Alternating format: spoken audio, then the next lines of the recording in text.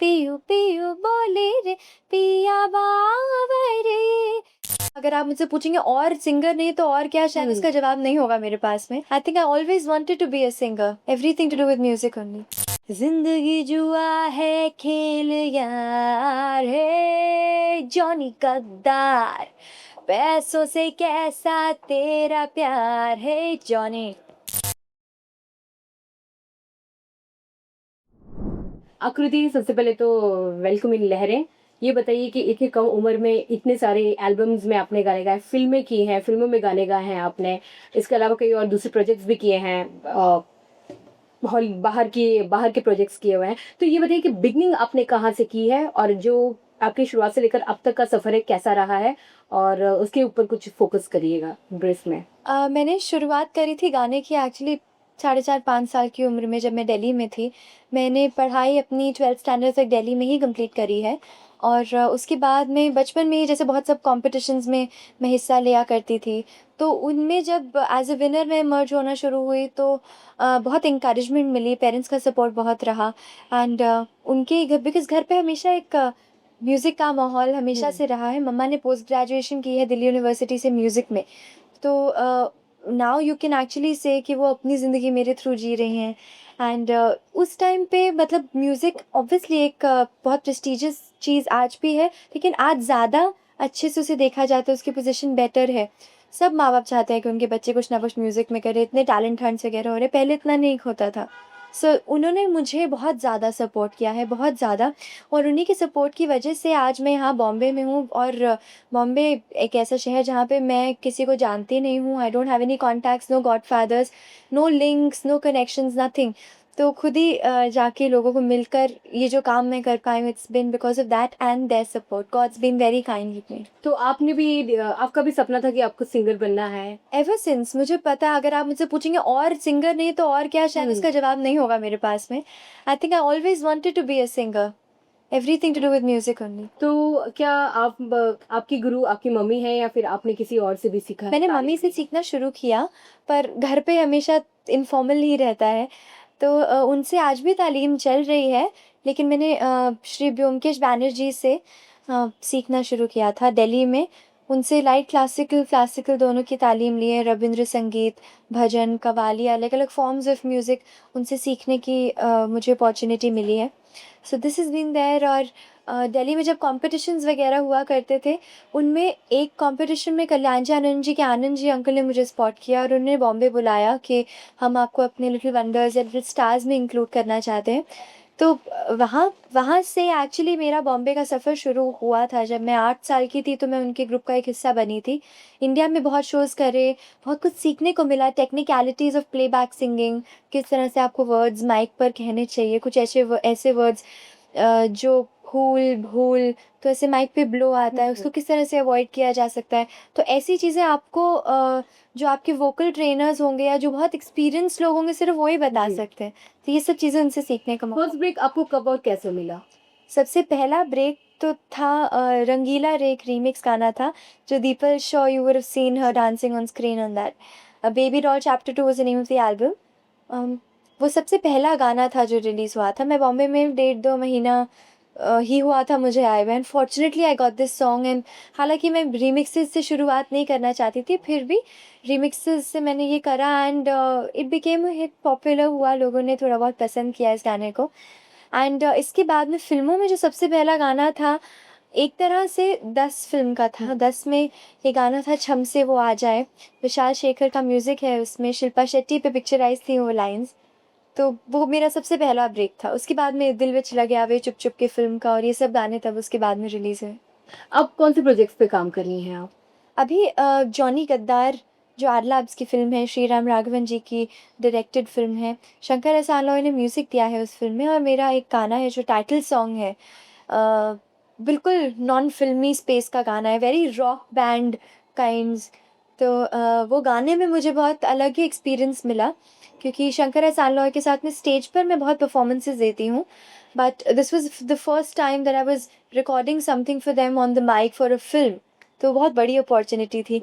And सबसे बड़ी बात मेरे लिए ये है कि उन्होंने ऐसा समझा कि इतना ऑफबीट तरह की सिंगिंग जो है, जो बिल्कुल फ़िल्मी स्पेस की सिंगिंग, हीरोइन की आवाज़ की जैसी सिंगिंग नहीं है, very rock, very different harsh singing, वो मैं कर सकती हूँ। तो एक वो गाना अभी आउट है मार्केट में, उसका कल ही म्यूज़िक रिलीज़ हुआ है। और ढोल है एक फ़िल्म जो प्रियदर्शन जी की फ़िल्म है, उसमें प्रीतम दा का म्यूज़िक है। उसमें गाना है जो मेरा और सुनिधि का गाया हुआ है, गाने का नाम है हादसा। और आदेश जी की एक फ़िल्म है मम्मी जी, उसमें किरण खेर है, उसमें गाना है मेरा शान का और ऋचा शर्मा। आकृति, आपके पास वॉइस के साथ साथ फेस भी है, जैसे कि आपको कंसीडर भी किया गया है इस बारे में। तो कभी पर्दे पे आने की आपकी चाहत नहीं हुई कि गाने के साथ साथ, जैसे कि आजकल हम हर सिंगर को देखते हैं कि एल्बम में अपने आप को प्रमोट करते हैं, कभी आप ऐसा करने की कोशिश आई हैव की है डन या दैट करें? अर्लियर। जब मेरी एल्बम रंगीला के बाद में मैंने एक एल्बम रिलीज़ करी थी 18, जब मैं 18 साल की थी। तो उसमें जल बिन मछली था, उसकी वीडियो में मैं खुद ही फ़ीचर हुई थी। और मेरे ख़्याल से ये एक अच्छा तरीका है, जब आप प्लेबैक करते हो तो आप किसी और कैरेक्टर के लिए गा रहे हैं, तो आपका स्क्रीन पे आने का सवाल ही नहीं उठता है। बट जब आप अपना गाना गा रहे हैं अपनी एल्बम में, अपने खुद के प्रोजेक्ट में, तो अगर आप खुद आके अपना चेहरा, अपनी आवाज़ को दे रहे हैं, तो उसमें कोई बुराई नहीं है और अच्छी बात है कि आप अपनी ऑडियंसेस से directly one two one connect हो सकते हैं। और मेरे ख़्याल से क्योंकि अगर वो गाना मैंने गाया है तो शायद मैं उसको बेस्ट इमोट कर पाऊँगी एंड बेस्ट एक्सप्रेस कर पाऊँगी through my face also, because वो मैं हूँ and I am not playing any other character. कितना वक्त आप रियाज के लिए देती हैं? मैं अपने दिन की शुरुआत अपने रियाज़ से करती हूँ, पर ऐसा नहीं है कि मुझे घड़ी देख के बैठना है कि 7:30 बज गए, ओह! 7:30 बज गए, बैठो और 9:30 बजे ख़त्म करो।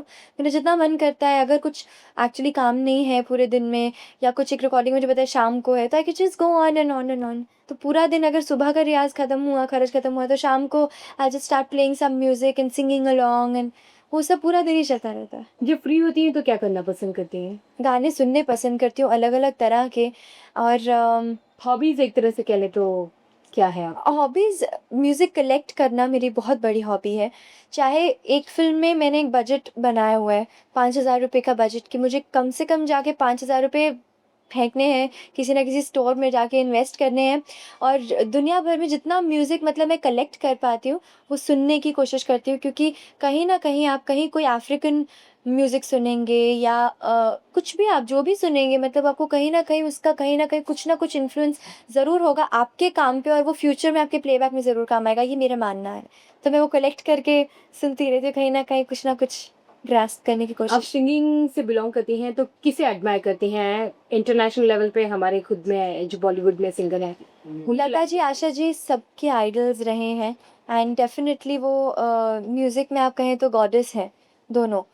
तो आशा जी मतलब लता जी जहाँ मतलब कुछ कई लोग ऐसे भी कहते हैं कि कभी बेसुरी नहीं हुई लता जी, कैसा हो सकता है, ये इम्पॉसिबल चीज़ है। तो वो जो इम्पॉसिबल चीज़ है उसमें से मतलब मैं उनको सुन-सुन के कोशिश करती हूँ कि अगर आशा जी और लता जी की 10% अगर मैं अपनी सिंगिंग में कहीं पे उनकी झलक ला पाऊँ, तो आई think I would have succeeded. International projects जो आपने किए हैं किस तरह के रहे? आपका एक्सपीरियंस कैसा रहा है? इंटरनेशनल प्रोजेक्ट्स में सबसे पहले Barbie and the magic of Pegasus एक फ़िल्म थी डिज़्नी, लियो मटेल सॉरी, बार्बी हर साल एक फ़िल्म रिलीज़ करते जी। हैं। तो उनमें से इस साल Barbie and the magic of Pegasus एक फ़िल्म रिलीज़ करी थी। उसका उसको इंडिया में और पॉपुलर क्योंकि करने। आपके लुक को बॉबी के उससे कंपेयर भी किया गया था। जी, कंपेयर मतलब उन लोगों ने सोचा शायद मैं इंडियन फेस ऑफ बार्बी कहलाई जा सकती हूँ। But kind words, they were very sweet to मी।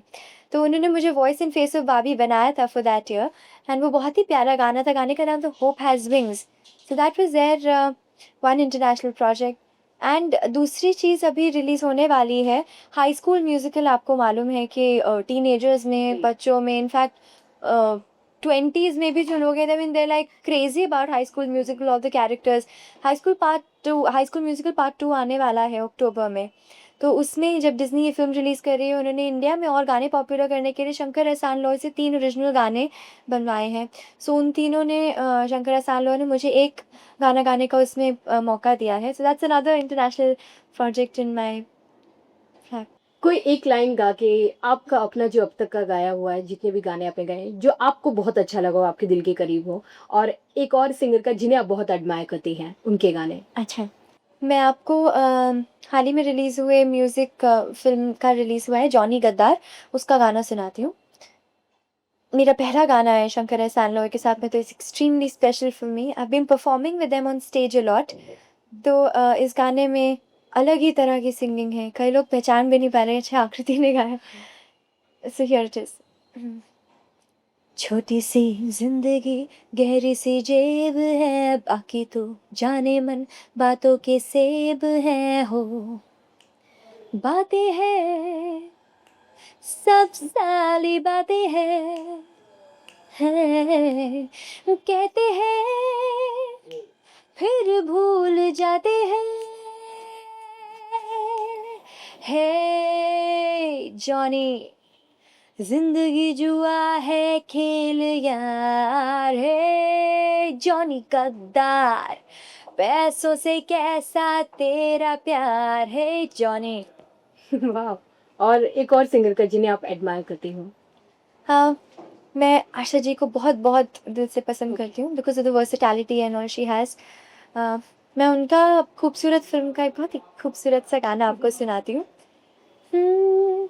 पिया बावरे, पिया बावरे, पिया बावरे, पिया बावरे, पी कहाँ पियू पियू बोले रे, पिया बावरे, पिया बावरे, पी कहाँ रे नी मरे पमग, पिया बावरे।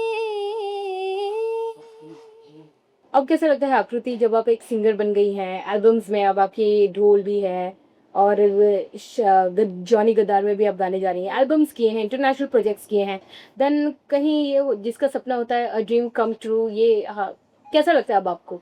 कहाँ देखती हैं अब आप अपने? There's a long way to go even now. I mean, I don't think I've accomplished much. Fortunately, इतना जितने टाइम में मैंने ये सब गाने रिलीज़ हुए हैं, आई थिंक वो सिर्फ meeting the right people at the right time की वजह से हुआ है। एंड शायद मैंने कहीं वो जो अपॉर्चुनिटीज़ मुझे मिली हैं उनको जस्टिफाई भी किया है। बट ये सब होने के बाद में जब ऑडियंसेस आपके गाने को पसंद करती हैं, तो आपकी रिस्पॉन्सिबिलिटी जो है वो डबल ट्रिपल और भी ज़्यादा हो जाती है। So I feeling more responsible. And क्या होता है कि जब रिस्पॉन्सिबिलिटी बढ़ती है तो आप एक्स्ट्रा एफ़र्ट करते हैं, तो वो एक्स्ट्रा एफ़र्ट करते करते शायद मुझे वो अपॉर्चुनिटी जिसमें वो ड्रीम कम ट्रू जो होता है वो शायद, I think, but their time for it. अब आप एक बेहतरीन सिंगर बन गई हैं, आए दिन और भी बॉलीवुड में कई सिंगर्स आ रहे हैं, तो कितना टफ कंपटीशन हो गया है आज सिंगर्स के लिए इस इंडस्ट्री में सर्वाइव करना?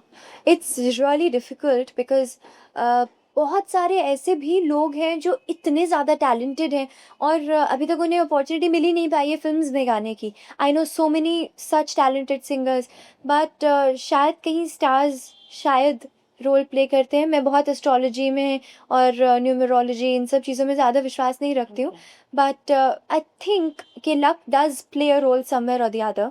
बट पर अगर आप जेन्युइनली टैलेंटेड नहीं हैं और आपके पचासों कनेक्शन भी हैं, फिर आपको 10 अपॉर्चुनिटीज़ मिल चुकी हैं, आपके गाने किसी ना किसी तरह से पॉपुलर हो भी रहे हैं क्योंकि वो बहुत प्ले कर रहे हैं, बट फिर इवेंचुअली आपका लॉन्ग स्टे नहीं हो पाएगा इंडस्ट्री में। जैसे कहते हैं आजकल शेल्फ लाइफ, जी। क्योंकि जो आर्टिस्ट हैं वो almost treated like a commodity, कि अच्छा हाँ अभी ये गाना फ्लॉप हो गया तो थैंक यू, आपका दरवाज़ा बंद हो चुका है, so that somebody new entering. So I know and I face the reality. मुझे पता है कि मैं अगर अपने रियाज़ में कहीं कमी रखूँगी या मैंने किसी रिकॉर्डिंग में कुछ गुफ़ अप हुआ, मैं नहीं कर पाई उस चीज़ को अच्छे से जस्टिफाई, तो मुझे पता है कि मेरी जगह कोई और ले लेगा। तो उस चीज़ को ना होने देने के लिए मुझे एक्स्ट्रा एफ़र्ट करना है, and I am absolutely ready to face the competition. I know there is a whole lot of competition that exists. आपको आपको आपकी मम्मी का काफ़ी सपोर्ट मिला है, तो एक तरह से वो आपकी गॉडमदर हो सकती हैं। जी। अगर वो नहीं होती तो कितना डिफ़िकल्ट था इस इंडस्ट्री में सर्वाइव करना या ब्रेक लेना, क्या मानती हैं आप? पेरेंट्स का होना, किसी भी हम जिस प्रोफ़ेशन में हैं, उसमें पेरेंट्स का सपोर्ट होना मतलब सोने पे सुहागा।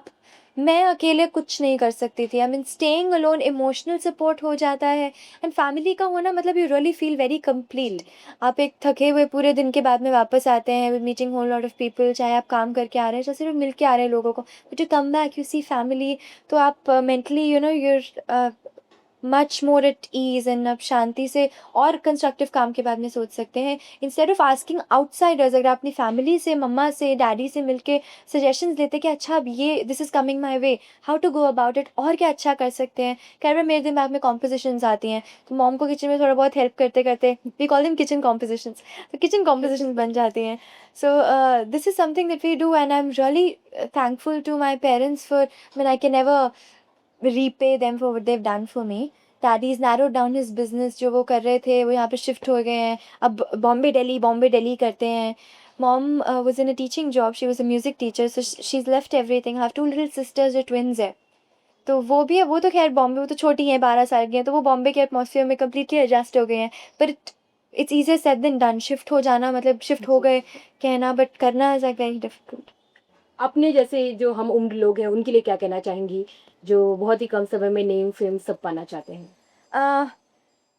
All the youngsters, I just want to tell them one thing. अपने दिल में जो आपने अपने लिए कुछ ना कुछ सबने सोच के रखा होता है, अगर आपको लगता है कि आपका दिल आपको एक डायरेक्शन में ले जा रहा है और दिमाग कहता है कि नहीं मुझे इंजीनियर या ऐसा कुछ डॉक्टर वॉक्टर बनना चाहिए, और आपका मन है एक आर्टिस्ट बनने का या एक्टिंग करने का या डांस फील्ड में जाने का या कुछ क्रिएटिव करने का, तो प्लीज़ अपने दिल को फॉलो करिए। बिकॉज़ मैं ऐसे बहुत लोगों को जानती हूँ जो अपना करियर एक एकेडमिक प्रोफेशन बना चुके हैं, किसी एमएनसी में बहुत अच्छी सैलरी जॉब है उनकी and excellent life, everything is very beautiful, but कहीं ना कहीं उनको जाके अपने लेट 30s में या 40s में ज़रूर रियलाइज़ होता है कि काश कुछ वैसा ट्राई तो किया होता। नहीं सक्सीड किया तो वो अलग बात है, सबकी लक होती है, सबके सर्कमस्टांसेस होते हैं जो मैटर करते हैं, but definitely please follow your heart and always keep your family happy, that's really important, that will be thank the you secret of your happiness.